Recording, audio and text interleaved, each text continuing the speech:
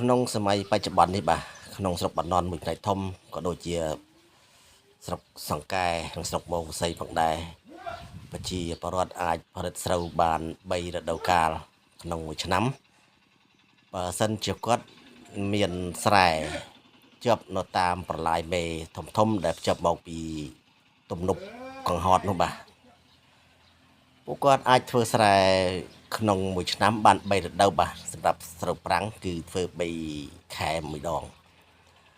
ហើយវគ្គនេះគឺជាវគ្គទី3ហើយនៃការផលិតស្រូវប្រាំងវិញបិទតែតម្លៃមិនសូវបានល្អក៏ប៉ុន្តែក្រៅពីទំនេរក្នុងការធ្វើស្រូវនោះពួកគាត់បានភ្ជួរដីបាទតាមផ្ទះដែលទុកសម្រាប់ដាំដំណាំកសិកម្មប្រចាំថ្ងៃប្រចាំរដូវនោះដូចជាត្កួនបាទផ្ទីមមាញនិងស្ពៃផ្សេងតាមតម្រូវការតាមទីផ្សារនោះបាទគឺគាត់ចាប់ដើមធ្វើហើយដោយសារតើនៅមានទឹកអណ្ដូងទឹកស្រះដែលគាត់បានជីកនោះបាទ